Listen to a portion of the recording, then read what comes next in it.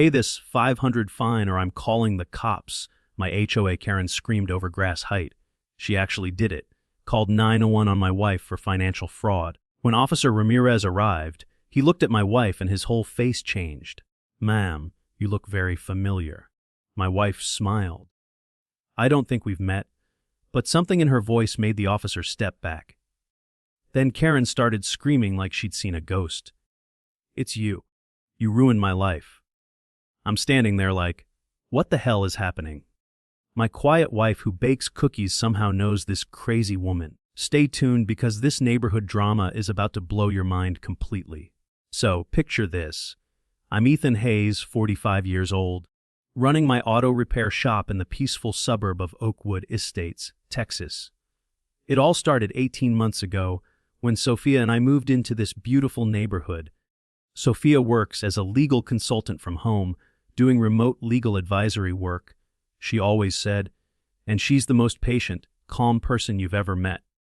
She bakes cookies for the mailman, says, "Excuse me," to furniture when she bumps into it, and has never raised her voice in 15 years of marriage.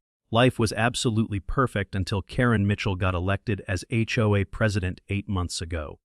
But the weird thing is when Karen first knocked on our door 6 months ago to introduce herself, something was immediately off about the whole interaction. The woman looked at Sophia with this instant hostility that made no sense whatsoever, like my wife had personally murdered her dog or stolen her life savings or something equally horrible. Sophia noticed it too. She got this strange look on her face, like she was trying to remember something important but couldn't quite place it. Have we met before? Sophia asked politely, extending her hand like the gracious woman she is. Karen just stared at it for like 5 uncomfortable seconds before giving the weakest handshake in human history. I don't think so, Karen replied. But her voice had this edge to it that was completely inappropriate for a first meeting. After Karen left, Sophia stood at the window watching her walk away, and I asked what that weird interaction was all about.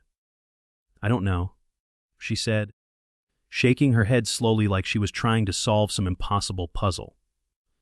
Something about her feels familiar, but I can't figure out where I might have seen her before.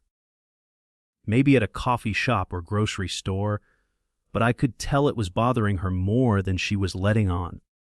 Sophia's not the type to forget faces, and there was something in her expression that suggested this wasn't just casual recognition. It was like she was trying to remember something important, but the memory was just out of reach. 3 weeks later, we went on this nice 2-week vacation to visit Sophia's family up in Oklahoma. We had a wonderful time, completely relaxed, and came home feeling refreshed and happy. That peaceful feeling lasted exactly 30 seconds after we pulled into our driveway. There was this bright yellow violation notice stuck to our front door like a scarlet letter, and I'm thinking, what the hell could we have possibly violated while we were completely out of state? The fine was for $85. Apparently, our grass was 3.4 inches tall when the HOA regulation clearly stated it couldn't exceed 3.0 inches. I'm standing there reading this ridiculous thing, and I'm thinking, who the hell measures grass with a ruler? What kind of person has that much time on their hands and that much obsession with other people's lawn maintenance? But here's where it gets really weird. Karen didn't just mail this fine like a normal HOA president would. She personally delivered it, hand-wrote a nasty note on the back, and according to our neighbor, Mrs. Thompson, who sees absolutely everything, she stood on our porch for like 10 minutes taking photos of our lawn from different angles like she was documenting a crime scene. Sophia's reaction to this fine was what really caught my attention and should have been my first major clue that my wife wasn't exactly who I thought she was. Instead of just paying the stupid woad 85 and moving on like any reasonable person would, she sat down at our kitchen table and started reading this violation notice like it was the Constitution of the United States. She pulled out her laptop, opened multiple browser tabs, and started taking notes on a legal pad with the kind of focused intensity I had only seen her use for really important work projects. This is procedurally flawed, she muttered, highlighting sections with different colored pens, like she was preparing for some kind of legal battle. The notification timing violates Texas Property Code Section 2114, and there's no evidence of proper measurement documentation according to the state regulations. I'm watching my sweet cookie, baking wife transform into some kind of legal expert overnight, and I'm completely confused. Honey, I said carefully, where exactly are you getting all this law knowledge from your consulting work? She looked up at me with this expression I'd never seen before, completely focused and absolutely confident in her expertise. Ethan, this isn't about the 85, she said with this authoritative tone that could have frozen water. It's about due process and proper legal procedures. This woman has violated at least 3 different sections of property law, and I'm not going to let her get away with it. I had no idea what the hell due process had to do with grass height, but something in her voice told me to just shut up and let her handle whatever this was. The way she spoke about legal procedures sounded way too professional for someone who just did consulting work from home. That's when Karen's behavior went from annoying to downright bizarre, and I started to realize we weren't dealing with your average HOA Karen situation. When Karen realized that Sophia wasn't going to just roll over and pay the fine like a good little homeowner, something inside her completely snapped. She started driving by our house 3 or 4 times a day, slowing down to stare at our property like she was conducting some kind of surveillance operation. Mrs. Thompson told me Karen had been asking weird questions about us. What kind of cars we drive, how we can afford such a nice house, and whether we seem suspicious in any way. But here's the thing that really freaked me out. Every time Karen looked at Sophia, I could see this rage building behind her eyes. Not regular HOA Karen anger over property violations, but something deeper and more personal. It was like Sophia represented everything Karen hated about the world, but she couldn't explain why. Her internal monologue must have been going crazy. Why do I want to destroy this woman? Why does her voice make me so angry?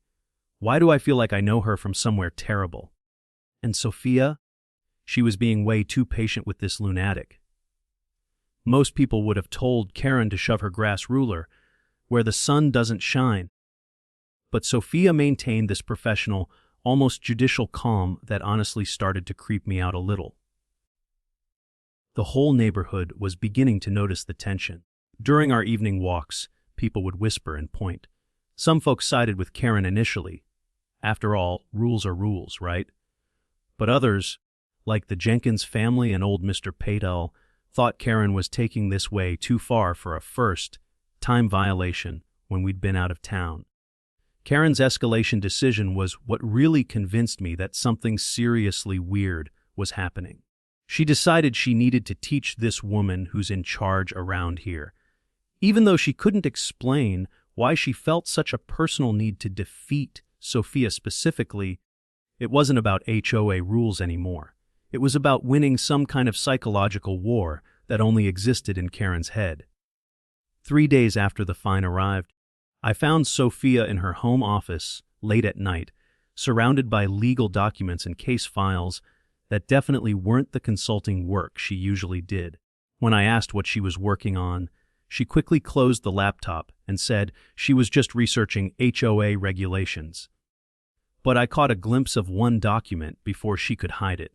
It was a newspaper clipping from 8 years ago with a headline about some major charity fraud case. There was a photo of a woman walking out of a courthouse. And even though it was grainy, something about her face looked disturbingly familiar. Sophia stares at the photo, then looks out the window at Karen's house across the street. Why do I feel like I've met this person before? And why does seeing her make me feel so uneasy? 1 week after that bizarre doorbell confrontation, Karen's obsession with my wife reached a whole new level that honestly scared me. This woman hired a private investigator, spent $400 of her own money to dig up dirt on Sophia Hayes. Can you imagine being so consumed with hatred for your neighbor that you actually pay a professional snoop to investigate them? The PI report came back squeaky clean. Of course, because my wife isn't running some criminal enterprise out of our suburban home. But when Karen read that Sophia appeared to be a successful legal professional with an expensive lifestyle, something clicked in her brain that she couldn't identify. Successful legal professional. Those words kept echoing in Karen's head for reasons she couldn't explain. Mrs. Thompson heard her repeating them while pacing in her backyard at night. Every time she looked at that PI report, she felt familiar anger rising from somewhere deep inside, like an old wound reopening. She told her sister on the phone that Sophia's type reminded her of someone who thinks they're better than everyone else. Someone who destroys people's lives for careers. But when her sister asked who, Karen couldn't give a straight answer. She just knew successful legal professionals made her want to punch something. Meanwhile, my wife was dealing with Karen's rapid fire escalation like a complete professional, which should have been another massive clue about who she really was. After that second fine, Sophia received violation number 3 just 4 days later. $275 for repeated violation plus administrative costs. Then came number 4 on day 12. $425 for property maintenance endangerment, whatever that meant. Each time Karen delivered these fines personally, her behavior became more aggressive and confrontational, like she was trying to provoke some reaction from Sophia that never came. Here's what really blew my mind. Sophia never lost her cool, not even once. She'd read each violation notice with methodical precision, taking notes and cross-referencing legal codes, like she'd been doing this her whole professional life. When I asked where all this legal expertise came from, she just said her consulting work involved regulatory compliance. That explanation might have satisfied me before, but now I was paying attention. My wife wasn't just reading HOA bylaws. She was citing constitutional amendments and federal property codes that definitely weren't in any homeowner handbook. One evening, I caught her on what looked like a work call, but the conversation didn't sound like normal consulting work. Yes, I'll need the harassment precedents from the Miller case, she said quietly, and pull anything we have on intimidation tactics involving repeat offenders. When she noticed me listening, she quickly ended the call and claimed it was research for a client project. But something about the way she said repeat offenders made my skin crawl. Who talks about repeat offenders unless you're working in criminal law? The breaking point came during our monthly HOA meeting at the community center. Watching my quiet, cookie-baking wife systematically dismantle Karen's authority was like discovering Superman had been living in my house for 3 years. Sophia decided to attend and formally contest the violations, walking into that meeting with a folder and confidence I'd never seen before. When she stood up during the open forum, her entire demeanor changed like someone had flipped a switch. Gone was the soft-spoken woman who apologized to furniture. Sophia spoke with a controlled authority that made the entire room go dead silent. According to Texas Property Code Section 2114, Sophia began, her voice carrying perfectly to the back of the room. Violation notices must provide adequate opportunity for remediation before penalties escalate. She flipped through her notes with practiced ease, citing legal precedents and constitutional protections like she'd memorized the entire legal system. Furthermore, the Fourth Amendment's Due Process Clause requires that property enforcement actions follow established procedural guidelines, which these notices clearly violate. Every person in that room was staring at my wife like she just started speaking ancient languages. Karen's reaction was the most intense thing I've ever witnessed. As Sophia continued her presentation, Karen's face went through this incredible transformation, confusion turning into recognition, recognition turning into fear, and fear turning into pure rage. She kept shaking her head and muttering, "No, no, no," under her breath, like Sophia's professional tone was triggering some terrible memory she'd tried to bury.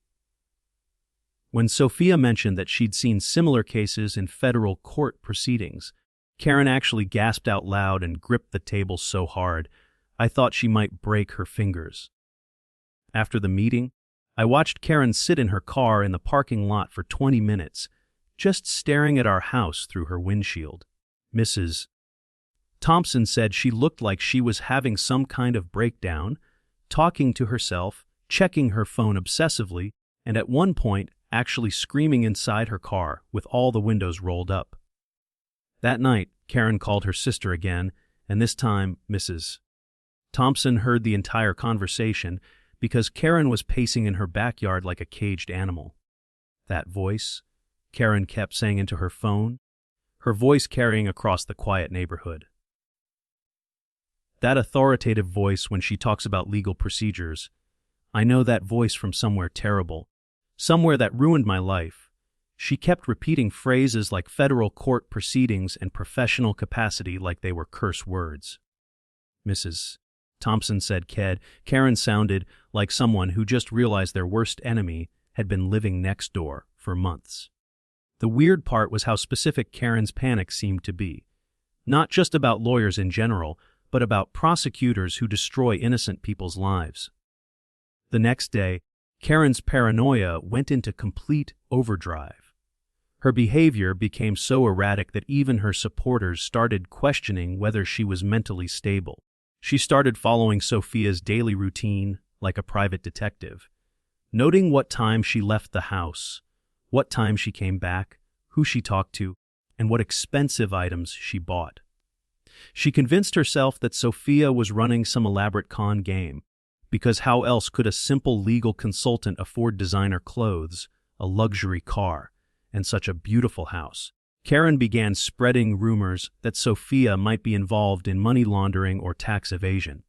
But Karen made a huge mistake.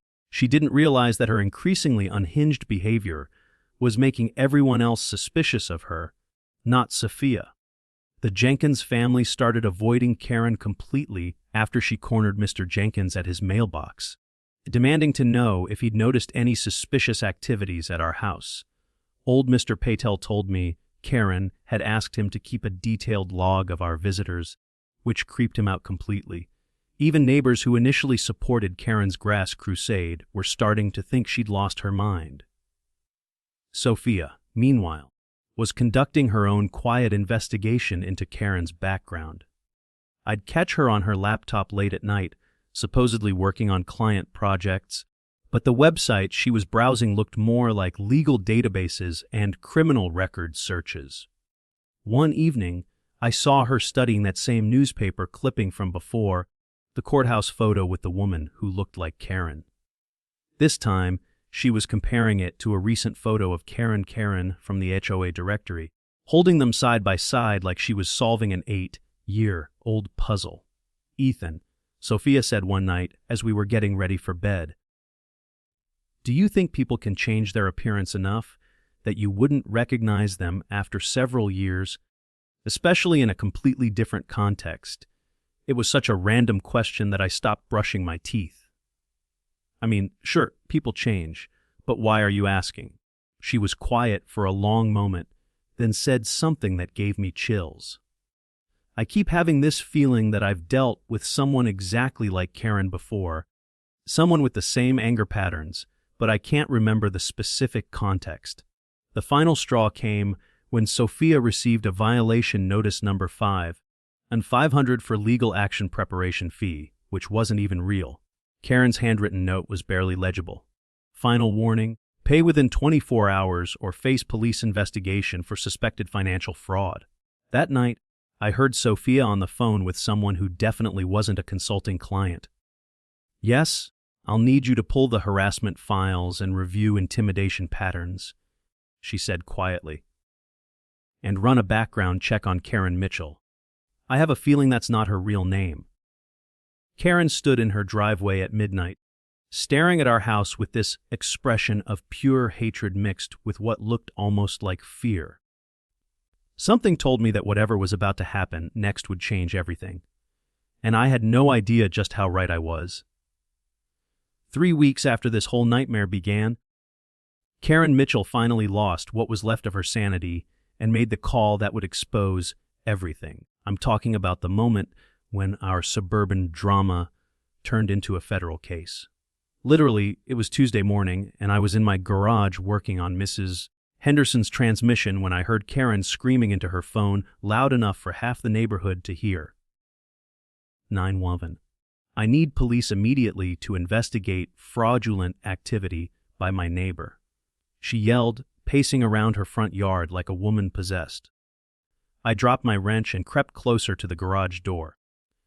Because this was either going to be hilarious or terrifying, the 911 dispatcher must have asked for details because Karen launched into this insane rant about how Sophia's luxury lifestyle didn't match her claimed income level, how she was probably running money laundering operations out of our house, and how her supposed legal consulting business was obviously a front for criminal activity. I'm standing there listening to this woman literally fabricate a crime because she couldn't handle losing an HOA dispute. But here's the thing that really got me. Karen sounded genuinely convinced that she was about to expose some major criminal conspiracy involving financial fraud and tax evasion. She lives too well for someone who just does consulting work. Karen told the dispatcher, her voice getting more hysterical by the minute. She has expensive clothes, a luxury car, and she knows way too much about the law for an ordinary person. I'm telling you, there's something illegal going on in that house. What Karen didn't realize, what none of us realized at the time, was that she was about to get the shock of her life when the police actually showed up to investigate her claims. Officer Ramirez arrived within 15 minutes, and I could tell he was taking this complaint seriously. He'd seen enough financial fraud cases to know that sometimes legitimate concerns get reported by concerned neighbors, even if those neighbors seem a little unhinged. Karen met him in his patrol car, armed with printed photos of our house, our cars, and even receipts she'd somehow obtained showing Sophia's expensive purchases from local stores. "Look at this evidence," Karen said, spreading everything across the hood of the police car like she was presenting a case to a jury. Meanwhile, Sophia was inside our house finishing up a video conference call. She'd been in back-to-back meetings all morning, wearing one of her sharp business suits and speaking in that authoritative tone that had been driving Karen crazy for weeks. When Officer Ramirez knocked on our door, Sophia answered it, looking every inch the successful professional that Karen found so threatening. But what happened next was something nobody in our neighborhood could have predicted. And I'm getting goosebumps just thinking about it. Officer Ramirez looked at Sophia's face for exactly 3 seconds before his professional demeanor completely cracked. His eyes went wide, his mouth dropped open, and he actually took a step backward like he'd seen a ghost. "Mom," he said slowly, his voice filled with something between respect and disbelief. "You look extremely familiar. Have we met before?" The whole community had gathered to watch this drama unfold. Phones were out, people were recording, and everyone was waiting to see which of these two women would be proven right. Sophia smiled politely and extended her hand in that graceful way she has. "I don't believe we've met personally, Officer Ramirez. I'm Judge Hayes, Federal District Court." The silence that followed those words was so complete, you could have heard a pin drop on the concrete. Officer Ramirez's face went through about 12 different expressions in 2 seconds: recognition, respect, embarrassment, and sudden realization that he was standing in the middle of something way more complicated than a simple neighbor dispute. "Federal Judge." Officer Ramirez repeated, his voice carrying across the entire crowd. "It's you, Your Honor. I had no idea you lived in this neighborhood." He immediately straightened up into full professional mode, clearly recognizing Sophia from courthouse security briefings or official functions. The neighbors were starting to murmur among themselves. Did he just call her Your Honor and Federal Judge? Our neighbor is a federal judge. But the real fireworks started when Karen heard those 2 words that would change everything. Federal Judge. I watched Karen's brain process this information in real time, and it was like watching a computer crash in slow motion. First came confusion. "Federal Judge," she whispered like the words didn't make sense. Then came the beginning of recognition. Her eyes narrowed as she stared at Sophia's face, probably trying to reconcile the suburban homeowner with some remembered courtroom figure. But then came the moment that made everyone's blood run cold. Karen's face went white as a sheet, and she screamed, "You're not just any judge. You're the prosecutor who destroyed my life." The crowd of neighbors went completely silent. Officer Ramirez stepped between the two women instinctively, but Sophia remained perfectly calm, which honestly was the most terrifying thing about this whole situation. "Lisa Brooks," Sophia said quietly, her judge, like voice cutting through Karen's hysteria like a knife. "From the charity embezzlement case. You stole $180,000 from Hope for Children and spent 3 years in federal prison." The way she said it, not angry, not vindictive, just stating facts like she was reading from a court transcript, made my skin crawl. Karen, or Lisa, I guess, completely lost her mind at that point. "I did my time," she screamed, pointing at Sophia with a shaking finger. "I changed my name. I moved here to start over. I became a different person."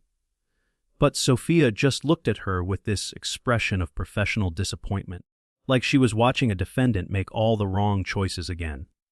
"Lisa," she said firmly, "harassing a federal judge because you recognize the prosecutor who held you accountable 8 years ago isn't starting over. It's continuing the same pattern of behavior that got you in trouble in the first place." The crowd was going absolutely insane at this point. Phones were recording everything. People were calling friends and family to witness this epic meltdown. And I could already imagine how fast this video was going to spread once people started sharing it. Mrs. Thompson was taking notes like a court reporter. Mr. Patel was live streaming the whole thing, and the Jenkins family was standing there with their mouths hanging open like they were watching the most incredible reality show ever filmed. Officer Ramirez found himself in the awkward position of having responded to a fraud complaint that turned out to be a convicted fill-on targeting the federal judge who had originally prosecuted her case. "Your Honor," he said carefully, "I apologize profusely for this situation. I had no idea about the history between you and the complainant." Sophia graciously waved off his concern, but there was steel in her voice when she replied, "Officer Ramirez, Brooks has been systematically harassing my family for 3 weeks based on nothing more than subconscious recognition of my voice and authority." Lisa was still screaming and crying, attracting even more attention from passing cars and joggers. "This isn't fair," she kept saying. "I served my time. I deserve a fresh start." But nobody in that crowd was buying her victim act anymore. This woman had spent weeks terrorizing what everyone thought was just a normal suburban couple. And now they were discovering that she was actually a convicted criminal who had targeted a federal judge. As Officer Ramirez drove away after taking statements from everyone and assuring Sophia that Lisa's harassment would be properly documented, I found myself standing in my driveway next to my wife, watching Lisa collapse into a sobbing heap on her front lawn. 8 years of suppressed guilt, shame, and misdirected anger had just exploded in front of half our neighborhood, and everyone was staring at this woman like she was a dangerous animal that had been pretending to be domesticated. "Sophia," I said quietly, "how long have you known who she was?" My wife looked at me with eyes that held 15 years of secrets I was apparently just beginning to discover. "I suspected for the last week," she admitted, "but I was hoping I was wrong. I prosecuted so many cases back then that faces sometimes blend together. I was really hoping Lisa Brooks had genuinely changed and that this was all just a coincidence." She paused, watching Lisa stumble toward her house, and added something that gave me chills. "But some people never learn. Some people just get better at hiding who they really are." Within 6 hours of Officer Ramirez driving away from our suburban showdown, the video footage of Lisa's epic meltdown had gone completely viral. And I mean nationwide news coverage viral. The headlines were absolutely brutal. A HOA president revealed as convicted felon who targeted federal judge who prosecuted her case. By evening, news vans were parked all along our street. Reporters were knocking on doors, and our quiet little neighborhood had become the center of the most insane legal drama anyone had ever seen. I kept refreshing my phone and watching the view counts climb. 50,000, 200,000, 500,000 views of my neighbor having a complete psychological breakdown on camera. The story that emerged from news investigations was even crazier than what we'd witnessed firsthand. Lisa Brooks had embezzled a $180,000 from Hope for Children, a charity that provided medical care and educational support for underprivileged kids in Houston. She'd been in a position of trust as their financial coordinator, and over 18 months, she systematically stole money that was supposed to help sick children get surgery and kids from poor families get tutoring. When prosecutor Sophia Hayes built the case against her back in 2016, Lisa received a 3-year federal sentence plus 5 years of supervised probation. After her release in 2022, Lisa had legally changed her name to Karen Mitchell, moved to our suburb, and somehow managed to get elected as HOA president without anyone discovering her criminal background. The local news investigation revealed that she'd used a professional background check service that missed her federal conviction record because of the name change and the fact that her case had been sealed after she completed her sentence. For 8 months, our neighborhood had been governed by a convicted embezzler who was legally prohibited from handling other people's money. But here's the part that really blew everyone's minds. Lisa's subconscious had recognized Sophia's voice and authority from their courtroom encounters 8 years earlier, even though neither woman could consciously place the other at first. A criminal psychologist on the evening news explained it perfectly.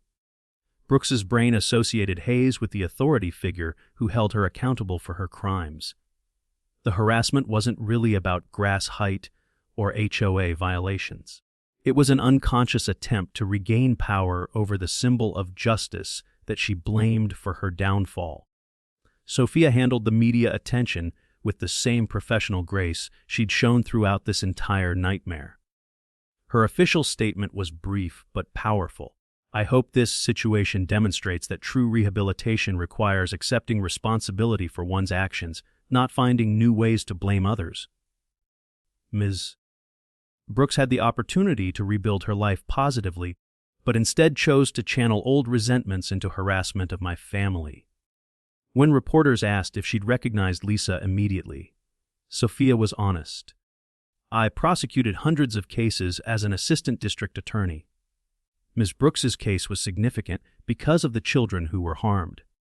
But after 8 years, and in this different context, recognition wasn't immediate. The fallout for Lisa was swift and devastating. The HOA board held an emergency meeting that night and unanimously voted to remove her from the presidency, effective immediately. They also announced a complete audit of all HOA finances during her tenure, which honestly was smart because nobody knew if old habits might have resurfaced. Several neighbors admitted they had been suspicious of Lisa's expensive lifestyle. She drove a luxury car and wore designer clothes that seemed inconsistent with whatever income she claimed to have from her mysterious consulting work. Legal experts on the news explained that Lisa's actions could result in serious federal charges. Systematically harassing a federal judge, filing false police reports, and violating the terms of her supervised probation were all felonies that could send her back to prison for much longer than her original 3-year sentence. One legal analyst said Brooks didn't just harass her neighbor. She targeted a sitting federal judge in what appears to be retaliation for doing her job as a prosecutor years earlier. This is exactly the kind of behavior that demonstrates why some criminals can't be rehabilitated. My phone was ringing non-stop with interview requests, but honestly, I was still processing the fact that I'd been married to a federal judge for 3 years without knowing it. When I finally got Sophia alone that evening after the news crews left, I had about 1,000,000 questions. "So, when you said you did legal consulting from home," I began. And Sophia actually laughed for the first time in weeks. "Ethan, I am a federal judge. I work from home when I'm reviewing cases, writing opinions, or participating in judicial conferences. I never lied to you. I just didn't advertise it because federal judges prefer to keep low profiles. But why didn't you tell me? I asked. And Sophia's expression became serious again. Because of situations exactly like this one, federal judges receive threats, deal with dangerous people, and sometimes become targets for anyone with a grudge against the legal system. I wanted our home life to be normal and separate from my professional responsibilities. She gestured toward our front window, where we could see Lisa's house with all its lights off and newspapers piling up on the porch. Lisa proved exactly why federal judges don't advertise where they live. The next morning brought even more shocking developments. Lisa's adult children released a statement through their lawyer saying they were horrified and embarrassed by their mother's behavior and that they'd had minimal contact with her since her release from prison. Her ex-husband told reporters that Lisa had always blamed everyone else for her problems and that he wasn't surprised she'd found a way to make her legal troubles someone else's fault. Most damaging of all, 3 former neighbors from her previous address came forward to say Lisa had exhibited similar harassing behavior there before moving to our neighborhood. The community response was split between outrage and embarrassment. Property values actually started climbing because national media was describing us as the neighborhood with the federal judge, who handled the situation with remarkable professionalism. But some residents were furious that they'd unknowingly elected a convicted fill-on to govern their HOA. Mrs. Thompson started a petition demanding background checks for all future HOA board candidates, while Mr. Patel suggested establishing a community fund to donate to Hope for Children as an apology for having been represented by someone who stole from sick kids. Sophia was invited to speak at a judicial conference about maintaining personal security while living in suburban communities, and several legal organizations reached out asking her to write articles about dealing with harassment by former defendants. Her colleagues were incredibly supportive. Apparently, federal judges face these kinds of situations more often than the public realizes, though usually not with such dramatic neighborhood involvement. One retired judge told her, in 40 years on the bench, "I've never seen someone handle a personal attack with such professional dignity." But the most interesting development was Lisa herself. After 3 days of hiding in her house, while protesters occasionally gathered on our street, she finally emerged to speak with a reporter from the local news station. The interview was painful to watch. Lisa looked exhausted, defeated, and older than her 55 years. She kept insisting that she'd paid her debt to society and deserved a fresh start. But when the reporter asked about the children she'd hurt by stealing their medical funds, Lisa couldn't give a straight answer. "I made mistakes 8 years ago," Lisa said, her voice barely audible. "But Judge Hayes destroyed my life, and when I realized she was living next door, all those feelings came back." The reporter pressed her. But she was just doing her job as a prosecutor. Why target her family? Lisa's response was what finally made me understand how broken this woman really was. Because she looked at me like I was nothing, like I was just another criminal to process through the system. She never saw me as a person who was desperate and made bad choices. That night, Sophia and I watched the interview together, and I could see genuine sadness in my wife's eyes. The tragedy, Sophia said quietly, is that Lisa could have used these 8 years to become someone better. Instead, she's the same person who stole from sick children, just with a different name and a new target for her blame. As we got ready for bed, I looked out our window and saw Lisa sitting on her porch in the dark, staring at our house with an expression I couldn't quite read. Something told me this story wasn't over yet, and I was definitely right about that. The breaking point came at 2 a.m., 3 days after Lisa's disastrous television interview, when my phone rang with the most terrifying call I'd ever received. Sophia answered on the second ring, and I could hear the fear in her voice as she said, "Hello, "Who is this?" There was heavy breathing on the other end. Then Lisa's voice, slurred and desperate. "You destroyed my life once, and I won't let you destroy it again. I'm done hiding, Sophia. I'm done pretending to be sorry for something you drove me to do." The line went dead, but when Sophia looked out our bedroom window, we could see a figure moving around in Lisa's backyard, and all the lights in her house were on. Sophia immediately called the U.S. Marshals Service. Apparently, federal judges have a direct line for security threats, but she also made a decision that surprised me. "I'm going over there," she announced, already getting dressed. "Lisa needs to face this situation like an adult instead of making midnight threats and skulking around like a criminal." I tried to talk her out of it, but Sophia had that determined look that meant arguing would be pointless. "Ethan, I've been dealing with people like Lisa for 20 years. Sometimes the only way to end a dangerous situation is to confront it directly and professionally." At 8:00 a.m., Sophia walked across our yard and knocked on Lisa's front door like she was making a routine house call. I watched from our kitchen window, my heart pounding as Lisa opened the door, still wearing yesterday's clothes and looking like she hadn't slept in days. From what I could see, Sophia spoke calmly and quietly while Lisa alternated between aggressive gesturing and what looked like sobbing.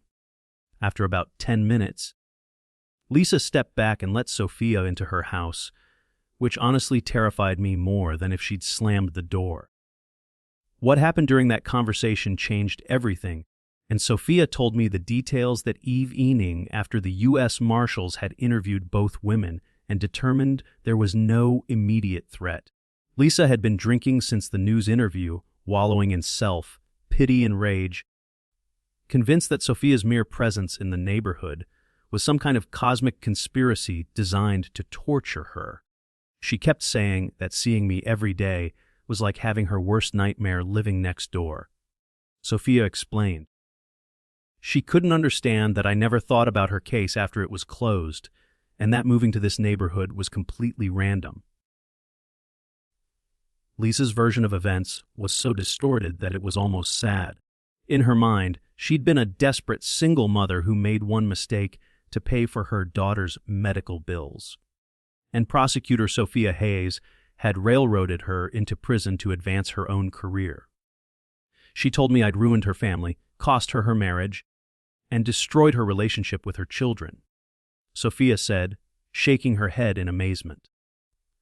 But when I reminded her that she stole money from sick children for 18 months, and that her ex-husband left her because of her gambling addiction that led to the embezzlement, she just couldn't accept it.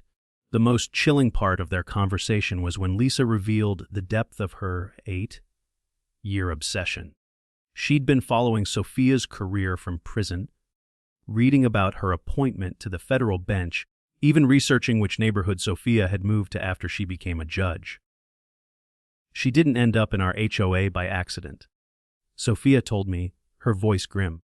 She specifically chose this area because she knew I lived here. The entire HOA presidency was a way to gain power over my daily life.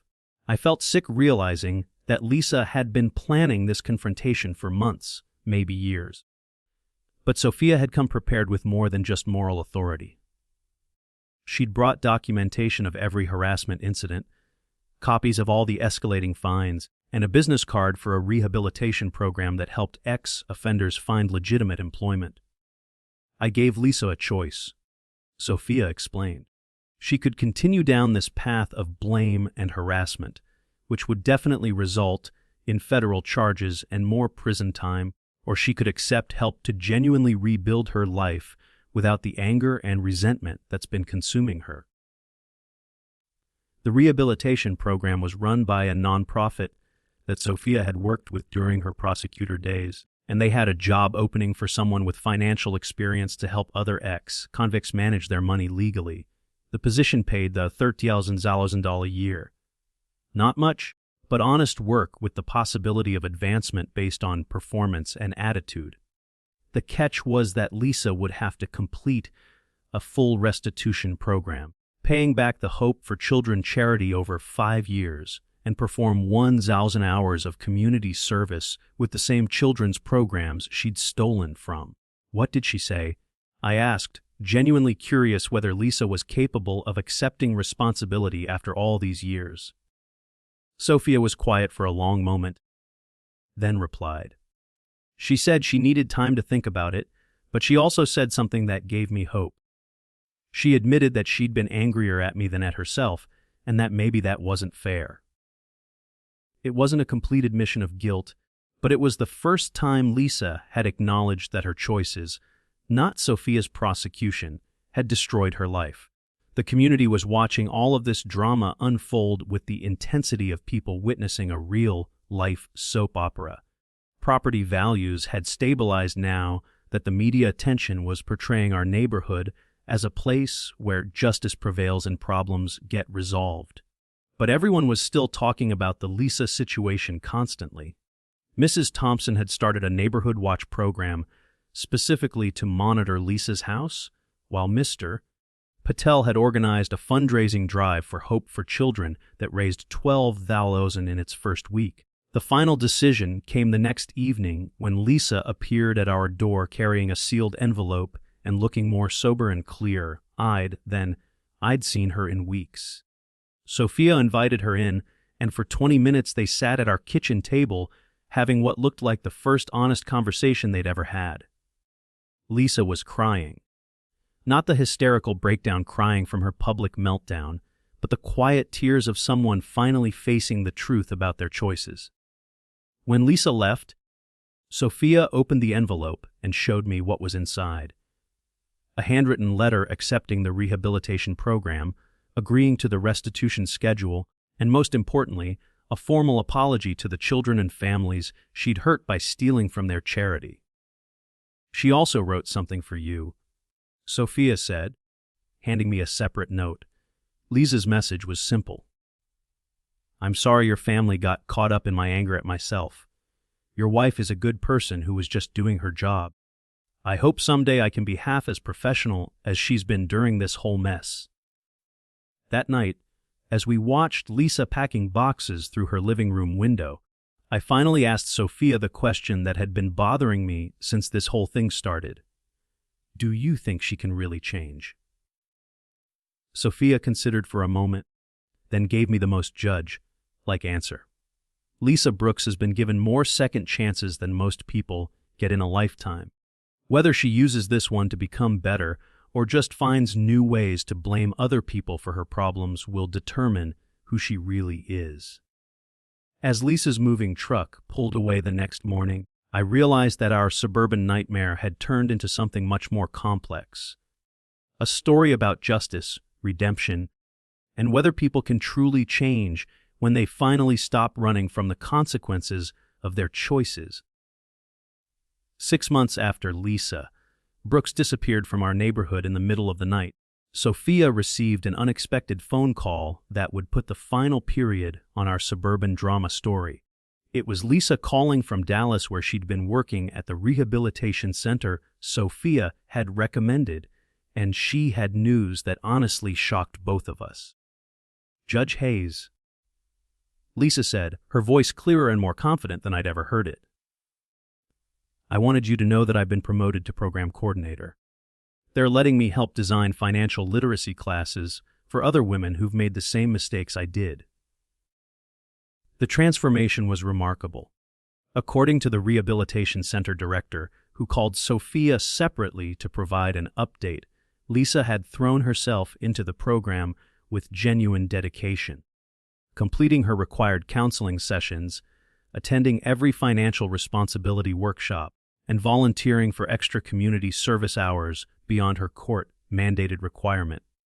More importantly, she'd been making her monthly restitution payments to Hope for Children religiously, $200 every month, which was a significant chunk of her modest salary, but something she insisted on maintaining. The most significant change, the director told Sophia, is that Ms. Brooks has stopped blaming external circumstances for her choices. She's taken complete ownership of the harm she caused, and she's channeled that guilt into helping other people avoid her mistakes. Lisa had become something of a success story within their program, mentoring newly released women and helping them navigate the challenges of rebuilding their lives without falling back into criminal behavior. But the real test of Lisa's transformation came when Hope for Children invited her to speak at their annual fundraising gala. The charity's director had learned about Lisa's rehabilitation progress and wanted her to share her story as an example of how people can change when they truly commit to making amends. It was a terrifying prospect, standing in front of wealthy donors and talking about stealing money from sick children. But Lisa accepted the invitation because she said it was part of accepting full responsibility. Sophia and I attended that gala, and I'll admit, I was nervous about seeing Lisa again. The last time we'd encountered her, she'd been a broken, angry woman, lashing out at everyone but herself. The person who took the stage that evening was completely different, professional, composed, and genuinely remorseful in a way that felt authentic rather than performative. 8 years ago, Lisa began, her voice steady despite the magnitude of what she was confessing. I stole all 100 Evity from this organization because I was drowning in gambling debts and too proud to ask for help. Her speech was brutally honest about the impact of her crimes. She talked about the children who had to wait longer for surgeries because money wasn't available, the families who couldn't afford tutoring because funds had been diverted, and the staff members who lost their jobs when the charity had to cut programs due to her theft. But she also talked about the deeper transformation that had happened during her rehabilitation, learning to face the consequences of her actions instead of looking for someone else to blame. For 8 years. Lisa continued, I blamed the prosecutor who caught me, the judge who sentenced me, the system that punished me, and everyone except the person who actually committed the crime myself. It wasn't until I started working with other women who'd made similar choices that I realized my anger was really shame in disguise. I wasn't mad at Judge Hayes for prosecuting me. I was mad at myself for becoming someone who would steal from sick children. The audience response was incredible. A standing ovation from people who had every right to hate her, but were instead inspired by her genuine transformation. Several major donors approached Lisa afterward to ask about supporting the rehabilitation program that had helped her change. And one elderly woman, whose grandson had been helped by Hope for Children, told Lisa that forgiveness was possible when people proved they'd truly learned from their mistakes. After the gala, Sophia, Lisa, and I had coffee together. The first time the three of us had sat down like normal people instead of the prosecutor, defendant, and confused bystander. Lisa looked directly at me and said, Ethan, I owe you an apology too. You didn't sign up to live next door to someone working through 8 years of misdirected rage. Your lawn never deserved that level of scrutiny. We all laughed, which felt surreal considering everything we'd been through. The conversation turned serious when Sophia asked Lisa about her long-term plans. I want to finish paying back every penny I stole, complete my 1,000 hours of community service, and eventually start my own nonprofit helping women transition from prison back into society. Lisa replied, But I also want to do something that might sound strange. I want to thank you for prosecuting me 8 years ago. If you hadn't held me accountable then, I might have continued stealing until I hurt even more children. Sophia's response showed exactly why she'd become such a respected judge. Lisa, justice isn't about punishment or revenge. It's about creating accountability that leads to positive change. You've proven that the system works when people choose to work with it instead of against it. It was a profound moment. Prosecutor and defendant now both grown and changed by their experiences, finding common ground in their shared commitment to protecting vulnerable people. The most surprising development came when our old neighborhood invited Lisa to speak at the annual HOA meeting about her experience and transformation. She'd become something of a cautionary tale and success story rolled into one. A reminder that background checks matter. but also that people can genuinely change when they commit to doing the hard work. Her presentation was titled, "From Embezzlement to Empowerment: Taking Responsibility for Change," and it drew attendees from 6 surrounding neighborhoods. "I spent 3 years in federal prison learning the wrong lessons," Lisa told the packed community center. "I learned how to blame others, how to feel sorry for myself, and how to stay angry at the world. It wasn't until I met Judge Hayes again, this time as her neighbor instead of her defendant, that I realized I'd been wasting 8 years refusing to grow up and accept responsibility for my choices." The Q&A session was remarkable. People asked tough questions about how communities can protect themselves from people with hidden criminal backgrounds, how to balance second chances with safety concerns, and how to recognize when someone is genuinely reformed versus just getting better at hiding their problems. Lisa answered every question honestly, acknowledging that trust has to be earned through consistent actions over time, not just good intentions.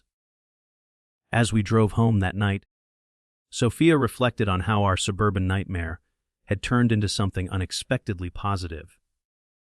"You know what strikes me most about this whole experience," she said. "Lisa had every opportunity to continue blaming me, the system, and everyone else for her problems. Instead, she chose the harder path of looking in the mirror and changing what she saw there. That's the difference between punishment and rehabilitation. Punishment just warehouses people, but rehabilitation requires them to become better." The final chapter of our story came when Lisa completed her full restitution to Hope for Children and was offered a permanent position as director of their ex-offender rehabilitation program. She'd gone from stealing from sick children to helping create programs that would prevent other people from making her mistakes. It was poetic justice in the truest sense. Not revenge, but transformation that serves a greater good. 3 years after the great HOA meltdown that changed our lives forever, I'm sitting in my garage working on a transmission when a familiar figure walks up my driveway. It's Lisa Brooks, though she's legally changed her name back from Karen Mitchell. And she looks nothing like the desperate, angry woman who used to measure our grass with a ruler. She's carrying a small wrapped package and wearing the confident smile of someone who's finally made peace with their past and built something meaningful from their mistakes. "Ethan," she says, extending her hand in the same professional gesture Sophia had used the day Officer Ramirez recognized her as a federal judge. "I hope you don't mind me stopping by unannounced. I have something I wanted to give you and Sophia." I wipe the grease off my hands and invite her inside, honestly curious about what could bring Lisa back to the neighborhood where she'd had her public breakdown and discovered that running from consequences doesn't make them disappear. Sophia appears from her home office. She's been working on a book about restorative justice and rehabilitation that several publishers are fighting to acquire, and the greeting between these two women is remarkable to witness. 3 years ago, they were prosecutor and defendant locked in an 8-year cycle of unresolved anger and guilt. Today, they embrace like old friends who've weathered a storm together and emerged stronger on the other side. "I wanted you both to see this," Lisa says, unwrapping the package to reveal a framed photo from the Hope for Children Gala, where she received their annual Community Impact Award.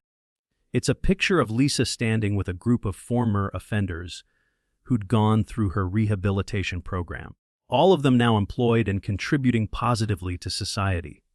But what makes this photo special is the inscription, "To Sophia and Ethan Hayes. Thank you for showing me that accountability leads to freedom and that the hardest person to forgive is often yourself." The statistics Lisa shares are incredible. Her rehabilitation program has a recidivism rate of less than 12% compared to the national average of 68% for federal inmates. More than 300 women have completed her financial literacy courses, and 85% of them have maintained steady employment for at least 2 years after release. The program has become a model that other cities are implementing, and Lisa has been invited to speak at criminal justice conferences across the country. But none of that would have happened. Lisa says, looking directly at Sophia, if you hadn't prosecuted me 8 years ago, and if you hadn't offered me a real second chance 3 years ago, I spent so much energy hating you that I never realized you were the person who saved me from becoming someone even worse than I already was. It's a profound statement. The defendant thanking the prosecutor for holding her accountable, and the convicted criminal crediting the judge for showing her a path to redemption. Sophia's response is characteristically graceful and wise. Lisa, you saved yourself. I just did my job as a prosecutor and later offered some resources as a neighbor. Every choice to change, every payment to Hope for Children, every hour spent helping other women avoid your mistakes, those were your decisions. That's what makes your transformation genuine instead of just another manipulation. The mutual respect between these two women is something beautiful to witness. Proof that justice and mercy can work together when people are willing to do the hard work of change. The conversation turns to our neighborhood, which has become something of a tourist destination for people interested in criminal justice reform. Property values have increased by 23% since the federal judge show drama became national news, with real estate agents marketing homes as being in the community where accountability and forgiveness create positive change. Mrs. Thompson has written a book about the experience called One Your Neighbor is a Federal Judge and Your HOA President is a Felon, which has sold surprisingly well. Mr. Paddle's fundraising efforts for Hope for Children have raised over 100,000, making our small suburban community one of the charity's largest donor bases. The annual Hope and Second Chances block party has become a tradition, featuring speakers who have overcome criminal backgrounds to build productive lives. What started as a neighborhood drama has evolved into a movement that demonstrates how communities can support both accountability and redemption. Lisa tells us about her personal life, which has also been transformed by her commitment to genuine change. Her relationship with her adult children has been slowly rebuilding. Her daughter visited her in Dallas last month for the first time in 5 years, and her son has started returning her phone calls. They're not ready to trust me completely, Lisa admits, but they can see that I'm finally taking responsibility instead of making excuses. That's progress. Most significantly, Lisa has completed her supervised probation early due to her exemplary behavior and community contributions. The federal probation officer recommended early termination because Lisa had exceeded every requirement and demonstrated genuine rehabilitation through her work helping others. For the first time in 8 years, Lisa says, I'm truly free, not just from prison or probation, but from the anger and blame that kept me trapped in the same destructive patterns. The conversation grows emotional when Lisa talks about the children she hurt through her embezzlement. I can never undo that harm, she says, tears in her eyes, but her voice steady. But I can spend the rest of my life making sure other children don't get hurt the same way. Every woman I help stay out of prison. Every family that doesn't get destroyed by financial crime.